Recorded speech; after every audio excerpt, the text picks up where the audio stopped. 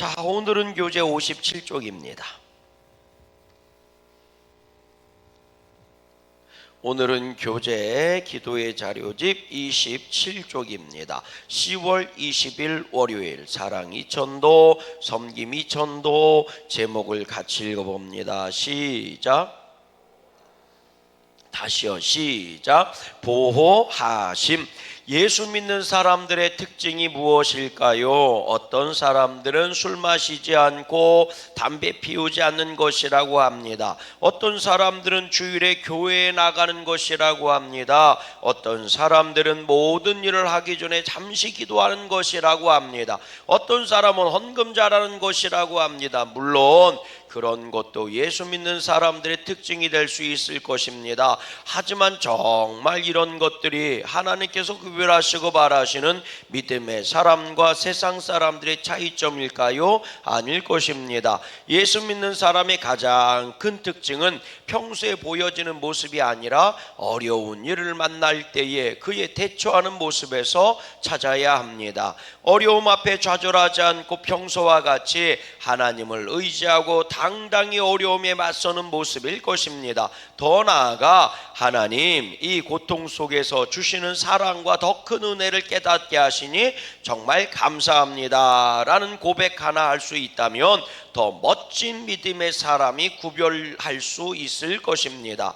바로 그것입니다. 큰 물결 일어나 나 쉬지 못하나 이 풍랑으로 인하여 더 빨리 갑니다. 살다 보면 삶의 풍랑이 올 수도 있습니다. 어떻게 날마다 순풍만 불어오겠습니까? 그러나 그 풍랑이 우리를 절망으로 몰지는 못할 것입니다. 왜냐하면 우리를 돌보시는 주님이 계시기 때문입니다. 오히려 우리 삶에 불어닥친 이 인생의 풍랑이 우리를 더 빨리 믿음의 사람으로 자라나게 할 것입니다. 그러기 위해서는 우리의 눈은 오직 주님만을 바라볼 수 있어야 하고 우리 마음은 돌보시는 은혜를 확신할 수 있어야 합니다. 아멘. 따라하십시다. 삶 속에서 주님을 고백하고 사는 것, 그것이 은혜고 복인 줄로 믿어요. 우리가 그런 말 하잖아요. 사랑은 진정한 가치가 발견될 때 그게 언제냐? 고난이 왔을 때다. 이런 얘기 하잖아요. 좋을 때야 뭐 다 하몽하몽하고 사는 거지요. 그러나 위기가 왔을 때 진짜 친구가 누군지 구별이 되는 거고요. 위기가 왔을 때 진짜 사랑이 먼저 구별되는 거예요. 여러분 정말 지혜롭게 산다는 게, 지혜로운 관계를 가진다는 게 뭘까? 여러분 내가 힘들고 어려운데 오히려 나한테 이러쿵저러쿵 손가락질하거나 비난하는 사람들이 있죠. 절대로 인생을 같이 갈 사람들 아닙니다. 예, 그 진짜 친구 아니에요. 내가 힘들고 어려울 때 내 옆에서 도와주고 안 도와주고 아니라 내 옆에서 같이 있어주는 사람, 그 사람들이 진짜 친구예요. 깨달아지십니까? 여러분 교회에서도 똑같아요. 내가 힘들고 어려울 때 이러쿵저러쿵 말이죠, 말들 많이 하는 사람들 있죠. 그거 진짜 믿음의 사람 아닙니다. 오히려 진짜 믿음의 사람은요, 함께 해줘요. 기도해주고. 깨달아지십니까? 좋을 때야 뭔 말인들 못해요. 그러나 내가 진짜 힘들 때 같이 있어주지 못한다면 그거 인생을 같이 갈 사람 아니라니까요. 그러니까 그런 사람들 말에 휘둘리지 마세요. 예, 내가 상황이 안 좋아. 근데 오히려 나한테 손가락질하고 비난해. 여러분 그런 사람들 때문에 상처받지 마세요. 왠 줄 아세요? 이런 사람은 일생 나랑 같이 갈 사람 아니에요.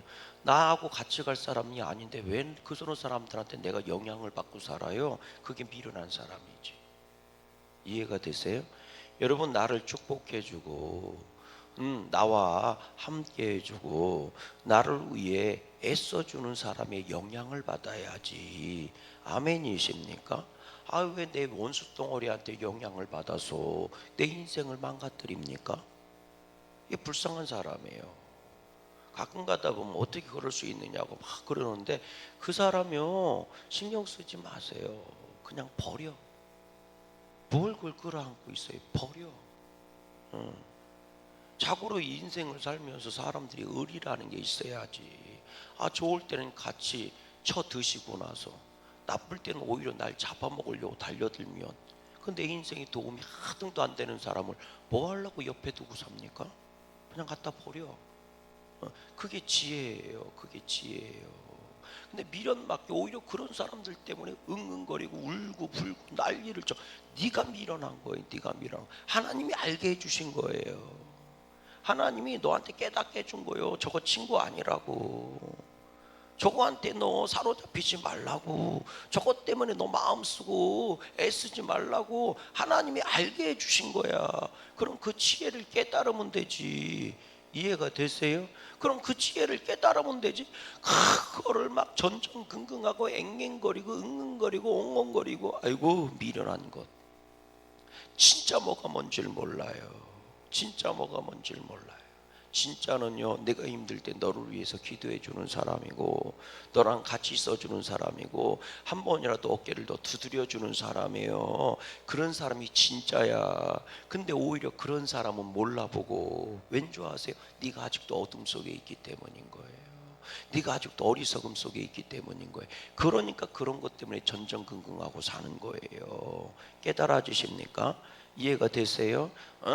그런 사람하고는 같이 살 생각하지 마세요. 진짜 의리는, 진짜 사랑은요, 진짜 우정은요, 내가 힘들 때 나타나는 겁니다. 아멘이십니까? 내가 힘들 때 빛을 발하는 거예요. 믿음 생활도 마찬가지입니다. 내가 고난이 왔을 때 진짜 믿음인지 아닌지 구분되는 겁니다. 고난이 왔을 때 진짜 믿음은 하나님께 달려오게 해요. 예수 이름을 붙잡게 하고요, 오직 교회의 생명을 걸고 나오는 겁니다. 그게 진짜 믿음이에요. 왜? 하나님은 나를 창조하시고 내 문제를 해결하실 전능하신 하나님을 믿는 그 계기, 그걸 확인하고 경험할 수 있는 게 내 삶에 고난이 왔을 때입니다. 아멘. 그런데 오히려 힘들 때 세상을 따라가고 힘들 때 오히려 믿음을 놔버리고 신앙이 흔들리면 그거 진짜 믿음 아니에요. 그거 별소리 다 해도요, 그거 건물만 무성한 거지, 소문만 무성한 거지, 먼지만 잔뜩 핀 거지, 그거 진짜 믿음 아닙니다. 진짜 믿음은요, 정말 삶에 고난이 왔을 때 주님을 붙잡게 합니다. 그래서 하나님은 왜 고난을 주시느냐? 내 믿음이 단단해지라고 고난이라는 걸 허락해 주시는 겁니다. 왜?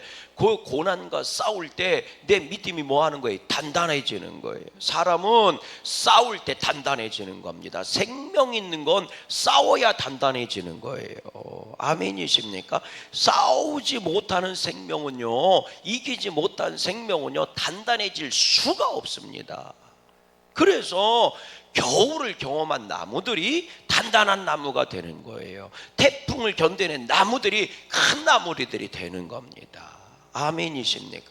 우리는요, 단단한 나무들이 되십시다. 단단한 믿음이 되십시다.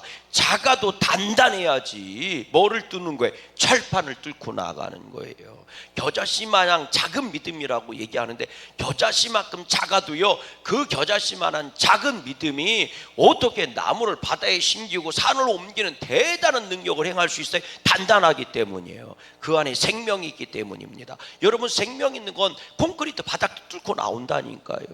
생명 있는 건 바위도 뚫고 나온다니까요. 아멘이십니까? 왜 겨자씨만한 믿음, 그 조그마한 티끌 같은 믿음이 어떻게 그렇게 능력을 행할 수 있느냐? 간단합니다. 생명이라고 하는 강한 게 있기 때문에 그런 거예요. 주님은 우리의 믿음이 죽은 믿음이 아니라 생명 있는 믿음이 되기를 바라요. 살아있는 믿음 되기를 바란다고요. 그러니까 여러분, 진짜 믿음은 언제 빛을 발하느냐? 힘들고 어려울 때 진짜 빛을 발하는 거예요. 여러분, 교회를 진짜 사랑하는 사람이 어떤 사람인 줄 아세요? 교회가 힘들고 어려울 때 목숨을 걸고 교회를 지키는 사람들이에요. 그런 사람들이 진짜 교회를 사랑하는 사람들이에요. 여러분, 그런 사람들을 하나님은 복을 주실 수밖에 없어요. 왠지 아십니까? 하나님이 살아계심을 뭐 해야 되니까? 증명하셔야 되니까. 아멘이시죠. 그래서 주님은 말씀하시는 거예요. 너희한테 환난이 오거나 고난이 와서 그럼 기도해. 이게 무슨 얘기예요? 당신 찾아오라는 얘기예요. 당신 만나라는 얘기예요. 우리 양구감독에는 단단한 교회 되십시다. 아멘이십니까?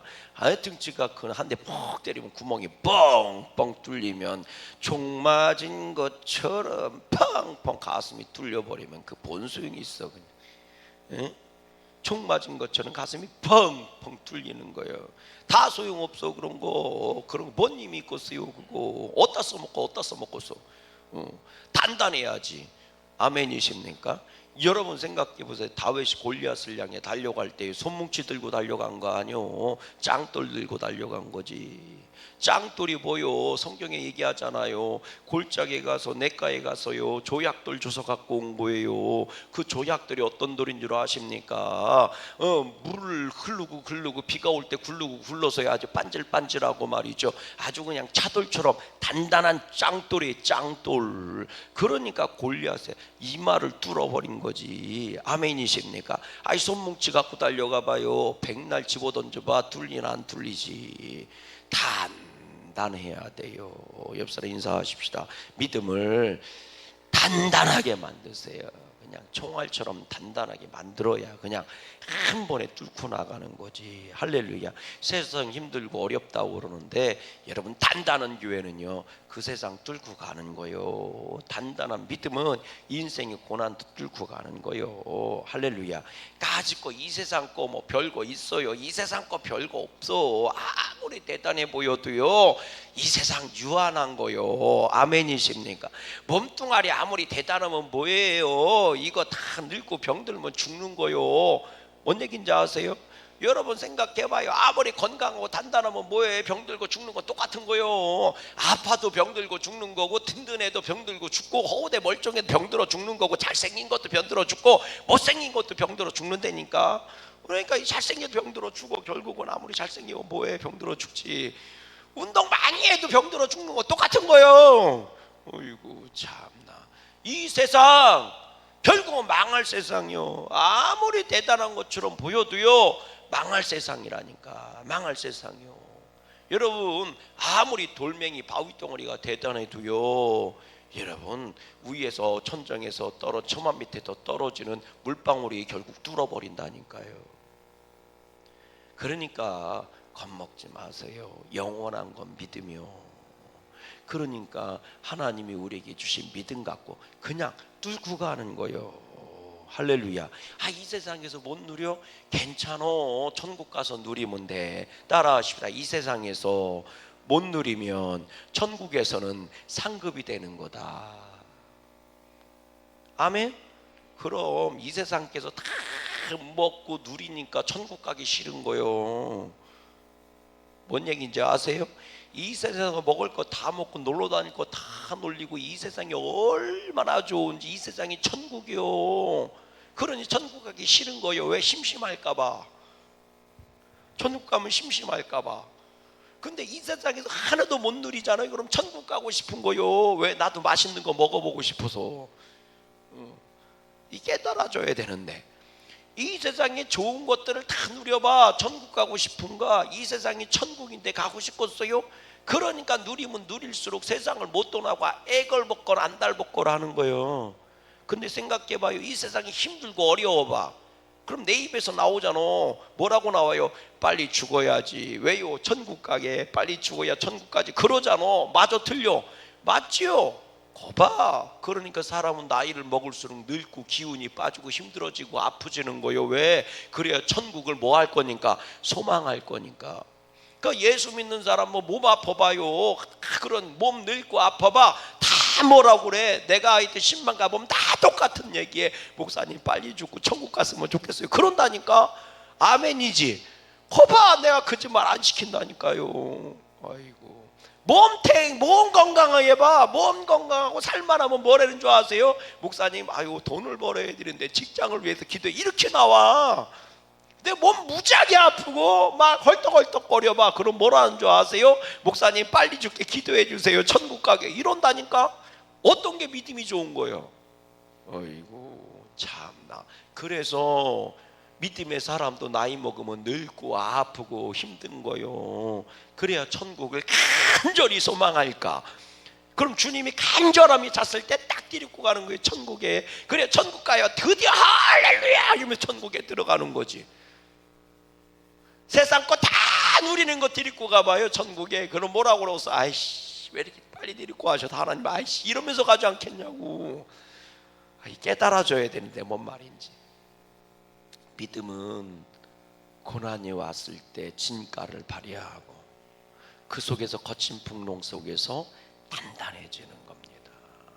우리들이요 단단한 믿음 승리하기를 주님의 이름으로 소망합니다. 계속 보십시다. 오늘 본문이 그 이야기를 하고 있습니다. 지금 제자들은 감당할 수 없는 풍랑을 만났습니다. 그런데 한참이 지난 후에 풍랑으로 고생하는 자신들 앞에 예수님이 물 위로 걸어오시는 것을 보았습니다. 순간 그들은 예수님이 물 위로 걸어오는 것을 보면서 자신들이 풍랑과 싸우고 있다는 것도 잊어버릴 만큼 놀랐습니다. 그 순간 베드로가 만일 주님이시거든 나를 명하사 물 위로 오라 하소서라고 합니다. 그 말이 예수님은 오라 합니다. 그리고 베드로는 말씀에 의지하여 발을 디디고 이 세상에서 물 위를 걸은 두 번째 인물이 되는 것입니다. 그런데 베드로는 몇 걸음을 걷지 못해서 물에 빠지고 맙니다. 그 이유를 성경은 무엇이라고 설명하고 있는가 하면 30절에 바람을 보고 무서워 빠져가는지라 라고 설명하고 있습니다. 베드로가 예수님만 볼 때는 바람과 파도가 보이지 않았는데 그래서 오직 예수님만 바라보는 믿음으로 말씀에 의지하여 바다를 걸었는데 반대로 바람을 보고 파도를 보기 시작하니까 예수님이 보이지 않았던 것입니다. 예수님이 보이지 않으니 믿음도 없어지는 것이고 믿음이 없어지니 은혜도 사라지고 능력도 사라지는 것이 됩니다. 그래서 예수님은 31절에 손을 내밀어 그를 붙잡으시며 이르시되 믿음이 적은 자여 왜 의심하였느냐 하신 것입니다. 아멘. 우리가 잘 아는 것처럼 제자들이 거친 풍랑에서 별짓을 다 했지만 살아날 여망이 없었어요. 살아날 여망이 없었다고요. 여러분 이게 얼마나 웃긴 거냐면 갈릴리에서요 여러분 배를 타보면 물론 예수님 때는 지금보다 훨씬 더 갈릴리 바다가 컸습니다. 이 지금은 뭐 많이 이게 줄어들었다는데 실제 그 당시 모습을 보면 지금 거보다 2배에서 3배는 더 컸을 것이다 이렇게 추정을 해요. 물이 많이 수위가 낮아졌으니까 이렇게 올라갈수록 훨씬 더 넓어지는 거잖아요. 면적이 커지는 거니까, 면적으로 보는 거니까. 그래도 갈릴리 바다 한 가운데에서 밤중에 보면 그 주변에 불빛들이 보여요. 육안으로 다 불빛이 보입니다. 근데 거친 풍랑에서요 여러분 막 반 배는 뒤집어지고 빠져 죽을 것 같은데 여러분 뭐는 보이는 거예요? 저 건너편에 불빛들은 보이는 거예요. 근데 그걸 못 건너가는 거예요. 여러분 인생이 한 끗 차이로 망하는 거 아세요? 한 끗이 화투에서 나오는 말인가? 여하튼 한 끗 차이로 망하는 거 아십니까? 진짜 한 끗 차이예요 인생. 그런데 여러분 그걸 못 건너가는 거예요. 그러니까 절망하고 아무리 해서도 안 되니까 포기하는 거거든요. 그때 예수님이 제자들을 찾아오신 거예요. 근데 예수님인도 알아봐요 몰라봐요? 몰라보지요. 두려움이 엄습해 오면 예수님이 누군지 몰라보는 거예요. 세상의 두려움이 나를 지배하고 세상의 근심이 나를 지배하면 주님이 보이지 않아요. 믿음의 소리도 들리지 않아요. 별소리 다 해도 안 들린다니까요. 그러니까 제자들도 예수님이 거친 풍랑을 뚫고 찾아오시는데도 예수님인 줄 몰라보고 오히려 유령이다 하고 소리치는 거예요. 유령이다 하고 그렇게 막 부르르 두려서 떨는 거예요. 쉽게 얘기하면 저승사자인 줄 알고 떨고 있는 거예요. 지금 이 얼마나 기가 막혀요. 예수님을 저승사자로 보인다니까. 왜? 두려움에 내가 먹혔기 때문이에요. 절망에 내가 먹혔기 때문인 거예요. 그러니까 여러분, 그 절망이 나를 잡아먹기 전에, 근심과 두려움이 나를 잡아먹기 전에 주님 앞에 뭐 해야 돼요? 나와야 되는 거예요. 무릎으로 기도해야 되고 주의 이름을 불러야 되는 거예요. 아멘이십니까? 예수님이 나니 두려워하지 말아라, 주님이 찾아와서 그 음성을 들려주세요. 이게 구원의 소리고 빛의 소리인 줄로 믿어요. 절망 가운데 두려움 가운데 한 줄기 빛이 들어가는 거예요. 제자들이 예수님인 줄 알아차리고 나서 주님께 물어보는 거예요. 어떻게 물 위를 걸어올 수 있냐? 나도 물 위를 걸어올 수 있겠냐? 그랬더니 예수님이 오라 하시는 거죠. 베드로가 물 위를 걸어간 줄로 믿습니다. 그랬더니 누가 그래요? 이 믿음이 있으면 물 위를 걷는다는데, 주여 열심히 기도하고 주여 나도 이 물 위를 걷겠나이다 하고 나서 물속에 들어갔더니 첨벙첨벙 빠졌디야. 그러니까 하나님한테 그랬지. 하나님, 어떻게 베드로는 물 위를 걸었는데 나는 그렇게 기도하고 성령 충만한데 왜 못 걷게 하냐고 그렇게 소리를 지르고 막 원망을 했디야. 그랬더니 하나님이 그렇게 응답했대요. 내가 언제 너보고 물 위를 걸으라고 했냐? 베드로는 내가 물 위를 걸으라고 했으니까 걸었지, 내가 언제 너한테 그렇게 응답해 준 적이 있냐? 그러셨대야. 그러니까 엄한 거 갖고 시험 들지 마세요. 돌멩이 갖다 놓고 주여 기도하면 이것이 빵으로 바뀔 수. 참나, 그럼 빵 공장 사장님들 다 망이야. 뭔 얘기인지도 못 알아듣네. 배 주여 이 돌멩이를 떡이 되게 하여 주시옵소서 막 열심히 기도하고 입을 확 물었더니 이빨이 부러졌대야. 그 하나님 왜 떡을 안 바꾸냐고 막 그러기. 아이고 참나, 떡이 돌이 될 수는 있는데 돌이 떡은 안 돼야. 목사님, 떡이 어떻게 돌이 돼요? 떡은 돌이 돼야 가만 놔두면 딱딱하게 굳어가고 이빨이 안 들어가고. 그래서 뭐라고 이게 돌처럼 딱딱해, 이 떡 돌처럼. 그래 안 그래야? 그렇지. 그러니까 떡은 돌이 될 수 있어. 가만 냅두면. 뭔 얘기인지도 못 알아듣네. 또 집에 가서 그러지. 우리 목사님은 돌은 떡으로 바꿀 능력은 없는데 떡은 돌로 바꿀 능력은 있대네. 이런 얘기 또 헛소리 하지 또 가서. 아이고, 떡은 가만히 냅두면 딱딱하게 말라 비틀어지면 뭐가 돼요? 돌이 돼야. 그래서 딱 물으면서 뭐라, 떡이 돌처럼 딱딱해 하지, 이렇게 얘기해야 안 해? 하지요. 그러니까 떡은 돌이 될 수는 있어. 근데 돌은 떡이 안 돼.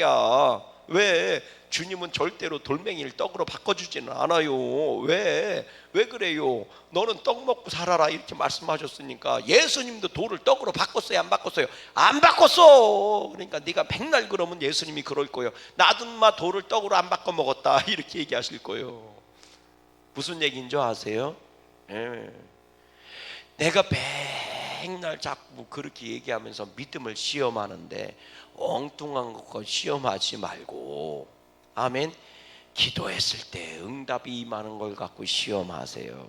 내가 기도하면 주님 응답하나 안 하나 그런 거 갖고 열심히 기도하면서 시험해 보시고, 엉뚱한 거 갖고 시험하지 말고 깨달아지시면 아멘. 내가 열심히 주님께 드리면 하나님이 나를 복주나 안 주나 이런 거 갖고 한번 시험해 보세요. 그런 거 갖고 시험할 생각은 안 하고 저기 바로 앞에 가갖고 내가 언제 정도는 이 무리를 걸을 수 있을까, 그런 거 갖고 시험하지 말고 성경은 11조를 드려봐라, 내가 너를 곡간을 채우나 안 채우나 시험해봐라 이렇게 말씀하셔서, 그럼 그런 거 갖고 시험해야지. 하나님을 시험해도 깨달아지시면 아멘.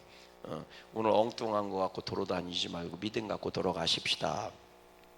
그렇게 주님을 보고 갈 때는 물 위를 걸었는데 성경은 얘기해요. 거친 풍랑 비바람을 볼 때 물에 빠져들어갔다는 거예요. 그러니까 다시 두려움이 엄습해 온 거예요. 그래서 주님께 또 다시 손을 내밀잖아요. 나를 구원해 주세요. 주님이 건져 주신 줄로 믿습니다. 그리고 말씀한 거예요. 이 믿음이 작은 자야 왜 의심하느냐. 여러분, 의심이라는 게 뭐예요? 주님을 바라보지 않는 게 의심하는. 적은 믿음이 뭐예요? 주님을 바라보지 않는 게 적은 믿음이에요. 믿음이 없는 건 아니요. 근데 위기 앞에서 혹은 인생의 삶 속에서 주님을 바라보지 않는 게 적은 믿음입니다. 주님은 주님을 바라보는 자를 향해 물 위를 걸어오라 명령하시듯. 아멘이십니까? 그 거친 풍랑에서도 걸어갈 수 있게 해주신다고. 내 인생의 거친 풍랑 속에서도 내가 빠져 죽을 것 같은 두려움이 있지만, 그러나 주님은 그 풍랑 속에도 걸어오라 하시는 거예요. 그럼 믿음은요, 내 삶의 거친 풍랑 위를 뭐 하는 거예요? 걸어갈 수 있는 거예요. 누구만 보고 가는 거예요? 주님만 보고 가는 거예요. 아멘이십니까? 그러니까 우리가 그런 얘기 하잖아요. 나만 보고 똑바로 보고, 똑바로 보고, 아래 보지 마. 높은 데를 지나갈 때 아래 보지 말라고 그러잖아요. 앞만 보고 가라고 그러잖아요. 그것처럼 주님만 보고 가는 게 믿음입니다. 두려움을 바라보면, 거친 풍랑을 바라보면 다시 나에게 엄습해 오는 거예요. 그럼 믿음은 줄어들고 두려움은 커지는 겁니다. 근데 주님을 바라보면 바라볼수록 두려움은 줄어들고 믿음은 커지는 거예요. 그게 정말 믿는 사람의 특징인 거예요. 그래서 믿는 사람의 특징은 위기일 때 빛을 발하는 거예요. 왜 그래요? 주님이 함께 하시기 때문인 거예요. 계속해서 봅니다. 믿음이 적은 자여 왜 의심하였느냐? 예수님은 이 풍랑을 통해서 우리들이 분명한 무엇인가를 깨닫기를 원하고 있습니다. 그것은 풍랑을 이기고 우리의 한계를 이기는 예수님이 언제나 우리 곁에 계시다고 하는 사실을 알기 원하시는 것입니다. 머릿속에서 알고 있는 것이 아니라 정말 우리 삶에 어려운 일이 생겼을 때 여전히 하나님이 나와 함께 하고 계시고 나를 구원하시고 생명의 길로 인도하심을 믿고 확신하라는 것입니다. 베드로는 물에 빠졌지만 그를 망하게 하지 못했습니다. 하나님은 실패해도 결코 우리를 망하게 두시지 않습니다. 삶의 파도가 우리를 두렵게 하고 물에 빠지게 하고 실패하게 하고 힘들게 하지만 거기가 우리의 끝이 아닙니다. 예수님은 바로 우리가 넘어지고 쓰러지고 실패하고 빠져가는 그곳에서 우리의 손을 잡아주시기 위해 기다리고 계십니다. 우리 모두가 그런 하나님의, 그런 예수님, 그런 성령님을 기억하고 확신하면서 날마다 돌봄의 은혜 안에 평안하시기를 주님의 이름으로 간절히 소망합니다. 아멘. 오늘 말씀, 우리 30절 말씀 같이 한번 읽어볼래요? 30절입니다. 같이 읽어봐요. 시작. 바람을 보고 무서워 빠져가는지라 소리질러 이르되 주여 나를 구원하소서 하니 하고 다시 주님을 바라볼 때 주님은 그 손을 내밀어 베드로를 건져 주시는 겁니다. 오늘도 주님은 우리에게 이렇게 말씀하세요. 27절 말씀 읽어봐요. 시작. 예수께서 즉시 이르시되 안심하라 나니 두려워하지 말아라. 오늘도 우리에게 이 말씀 주님이 주시고 계시지 않습니까? 안심하라 두려워하지 말아라 내가 너랑 같이 있어. 그리고 손을 내밀고 계시다고요. 그 주님을 바라보고 따라가고 경험하는 여러분들 다 되시기를 주님의 이름으로 소망합니다. 함께 기도합니다.